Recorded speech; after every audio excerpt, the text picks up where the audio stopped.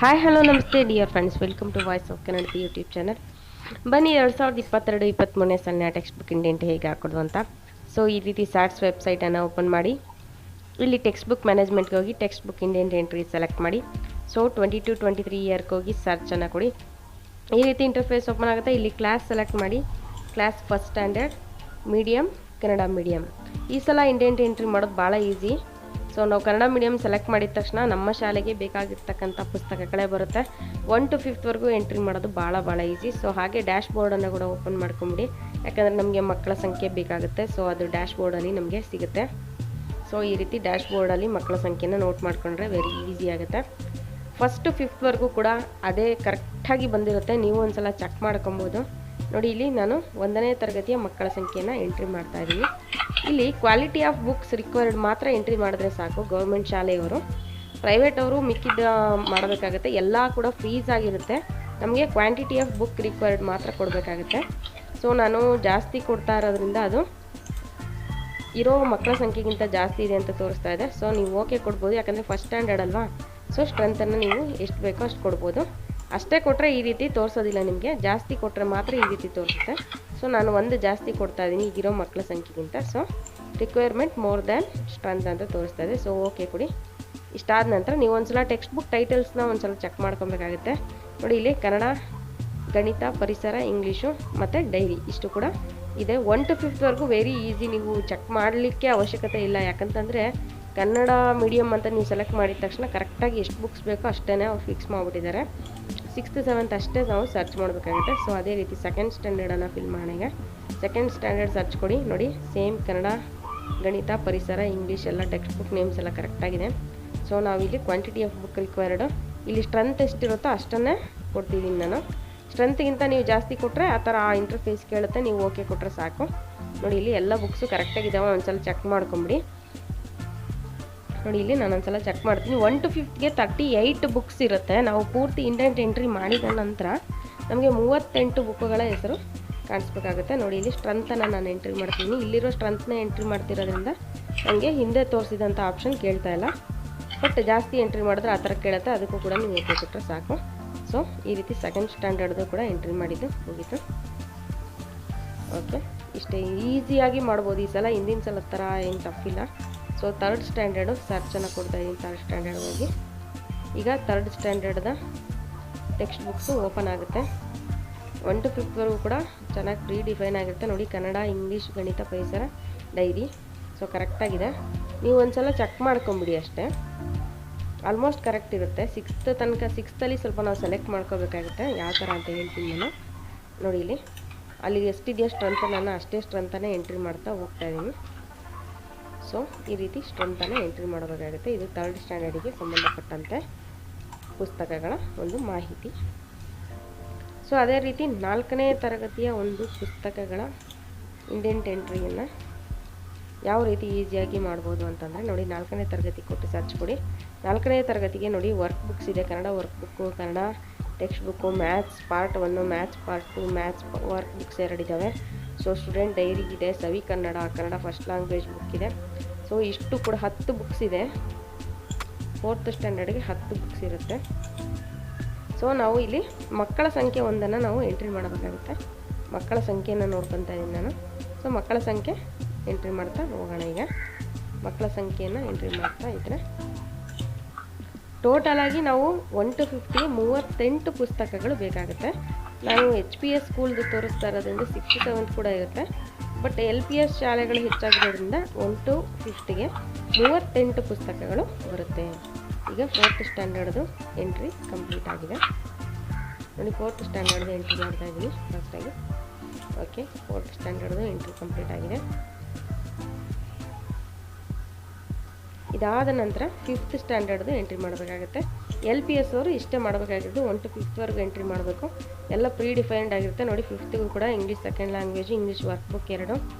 So ಅದೇ ರೀತಿ ಪರಿಸರ ಅಧ್ಯಯನ, Kannada work book 2, Kannada first language book, Kannada maths 2 book, maths 2 work book, diary. ಟೋಟಲಾಗಿ 12 ಪುಸ್ತಕಗಳಿರುತ್ತೆ 5ನೇ ತರಗತಿಗೆ. ಸೊ ನಾವು ಇಲ್ಲಿ ಇದನ್ನು ಮಕ್ಕಳ ಸ್ಟ್ರೆಂತನ್ನು ಎಂಟ್ರಿ ಮಾಡ್ತಾ ಹೋಗಬೇಕಾಗುತ್ತೆ. ನೋಡಿ, ಈ ರೀತಿ ಮಕ್ಕಳ ಸ್ಟ್ರೆಂತನ್ನು ನಾವು ಎಂಟ್ರಿ ಮಾಡ್ತಾ ಹೋದರೆ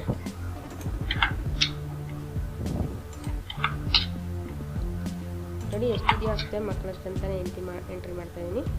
ಈ LPS ಶಾಲೆಗಳೇನಿದೆ, LPS ಶಾಲೆಗಳವರು ಇಷ್ಟನ್ನು ಮಾಡಿದ್ರೆ ಸಾಕಾಗುತ್ತೆ. 1 to 5th ಕೂಡ ಮಾಡಿಬಿಟ್ಟು ಅಲ್ಲಿ 6th ಕೂಡ ಆಪ್ಷನ್ ತೋರಿಸುತ್ತೆ, ಯಾಕಂದರೆ ನೆಕ್ಸ್ಟ್ ಅಪ್ಗ್ರೇಡ್ ಆಗ್ಬೋದು ಅನ್ನೋದ್ರಿಂದ. ಸೊ ನೀವು 6th ಏನು ಮಾಡಲಿಕ್ಕೆ ಅವಶ್ಯಕತೆ ಇಲ್ಲ, ಯಾಕಂದರೆ ಅಪ್ಗ್ರೇಡ್ ಆಗ್ತಾ ಇಲ್ಲ ಅಂತ. ಸೊ ನೀವು ಸೇವನ್ನು ಕೊಟ್ಟು ಓಕೆಯನ್ನು ಕೊಟ್ಟು ಕಂಪ್ಲೀಟ್ ಆಯಿತು. ಇಷ್ಟಾದ ನಂತರ indent report and final submit ಅಂತ ಒಂದು ಆಪ್ಷನ್ ಇದೆ ನೋಡಿ ಕೆಳಗಡೆ. ಇಂಡೆಂಟ್ ರಿಪೋರ್ಟ್ ಆ್ಯಂಡ್ ಫೈನಲ್ ಸಬ್ಮಿಟನ್ನು ಕ್ಲಿಕ್ ಮಾಡಬೇಕಾಗಿತ್ತು LPS ಶಾಲೆಯವರು. ಸೊ HPS ಶಾಲೆ ಆಗಿರೋದ್ರಿಂದ ನಾನು 6th ಕೂಡ ತೋರಿಸ್ತಾ ಇದ್ದೀನಿ. 6th ಮತ್ತು 7th ಮಾತ್ರ ಸ್ವಲ್ಪ ನಾವು ಹುಷಾರಾಗಿ ನೋಡ್ಕೊಂಡು ಮಾಡಬೇಕಾಗುತ್ತೆ. ಯಾಕಂತಂದರೆ ನೋಡಿ ಇಲ್ಲಿ ನಮ್ಮ ಶಾಲೆಯಲ್ಲಿ ಇಂಗ್ಲೀಷ್ 3rd ಲ್ಯಾಂಗ್ವೇಜ್ ಇಲ್ಲ. ಸೊ ನೋಡಿ ಇಲ್ಲಿ ನೋಡಿಕೊಂಡು ಎಂಟ್ರಿ ಮಾಡಬೇಕು. ಇಲ್ಲಿ ಇಂಗ್ಲೀಷ್ 2nd ಲ್ಯಾಂಗ್ವೇಜನ್ನು ಎಂಟ್ರಿ ಮಾಡ್ತಾ ಇದ್ದೀನಿ ನಾನು. ಇಂಗ್ಲೀಷ್ 2nd ಲ್ಯಾಂಗ್ವೇಜ್ ನಮಗೆ ಇದೆ. ಸೊ ಅದರ ನೆಕ್ಸ್ಟ್ ಬಾಕ್ಸ್ನ ನಾನು ಎಂಟ್ರಿ ಮಾಡ್ತಾ ಇಲ್ಲ. 0 ಇಂಗ್ಲೀಷ್ 3rd ಲ್ಯಾಂಗ್ವೇಜ್ ಇಲ್ಲ. ಹಿಂದಿ 3rd ಲ್ಯಾಂಗ್ವೇಜ್ ಇದೆ. So Hindi 3rd language entry ಮಾಡ್ತಾ ಇದ್ದೀನಿ. ಇಂಗ್ಲೀಷು ವರ್ಕ್ಬುಕ್ 1 ವರ್ಕ್ಬುಕ್ 2 ಕೂಡ ಇದೆ. ಸೊ ಅದನ್ನು ಕೂಡ ನಾನು ಎಂಟ್ರಿ ಮಾಡ್ತಾ ಇದ್ದೀನಿ. Workbook 1 workbook 2. ಅದಾದ ನಂತರ ಕನ್ನಡ ವರ್ಕ್ಬುಕ್ 1 ವರ್ಕ್ಬುಕ್ 2 ಇದೆ. ಅದನ್ನು ಕೂಡ ನಾನು ಎಂಟ್ರಿ ಮಾಡ್ತಾ ಇದ್ದೀನಿ. Next Kannada first language book ಇದೆ, 2nd ಲ್ಯಾಂಗ್ವೇಜ್ 3rd ಲ್ಯಾಂಗ್ವೇಜ್ ಇದೆ. ನಮ್ಗೆ ಫಸ್ಟ್ ಲ್ಯಾಂಗ್ವೇಜ್ ಬುಕ್ ಮಾತ್ರ ಬೇಕಾಗುತ್ತೆ. ಸೊ ನಿಮ್ಮ ಶಾಲೆಯಲ್ಲಿ 2nd ಲ್ಯಾಂಗ್ವೇಜ್ 3rd ಲ್ಯಾಂಗ್ವೇಜ್ ಇದೆ, ನೀವು ಅದನ್ನು ಮಾತ್ರ ಎಂಟ್ರಿ ಮಾಡಬೇಕಾಗುತ್ತೆ.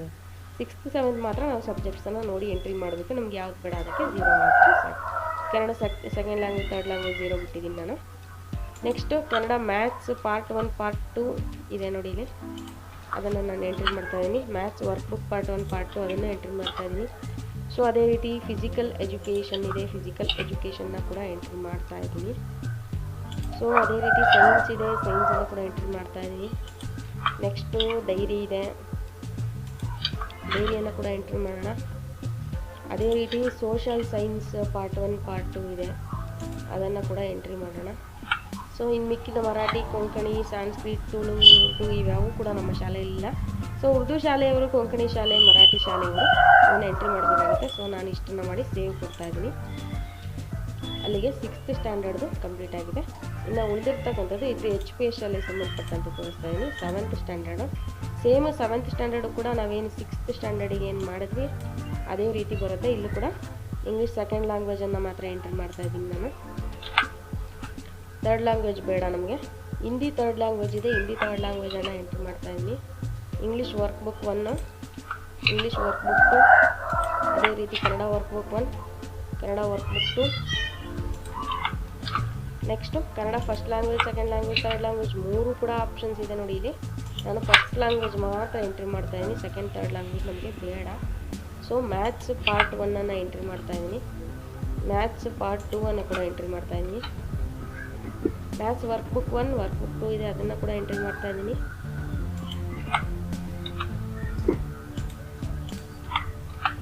ಸೊ ಫಿಸಿಕಲ್ ಎಜುಕೇಷನ್ ಟೆಕ್ಸ್ಟ್ ಬುಕ್ಕನ್ನು ಕೂಡ ಎಂಟ್ರಿ ಮಾಡ್ತಾಯಿದ್ದೀನಿ. ನೆಕ್ಸ್ಟು ಸೈನ್ಸ್ ಪಾರ್ಟ್ 1 ಪಾರ್ಟ್ 2 ಇದೆ, ಅದನ್ನು ಕೂಡ ಎಂಟ್ರಿ ಮಾಡ್ತಾಯಿದ್ದೀನಿ.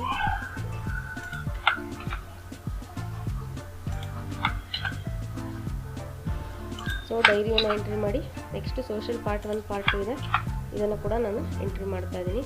ಸೊ ಮರಾಠಿ, ಕೊಂಕಣಿ, ತುಳು, ಉರ್ದು ಯಾವ ಬೇಡ. ಸೊ ಇಷ್ಟನ್ನು ಮಾಡಿ ಸೇವನ್ನು ಕೊಡ್ತಾಯಿದ್ದೀನಿ.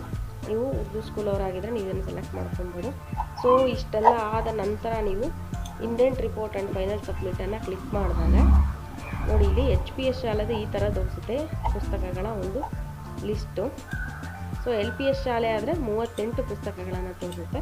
ಸೊ ನೀವು ಫ್ರೀಸ್ ಡೇಟಾವನ್ನು ಒತ್ತಿದರೆ ಕ್ಲಿಕ್ ಮಾಡಿದ್ರೆ ಇದು ಫ್ರೀಸ್ ಆಗುತ್ತೆ.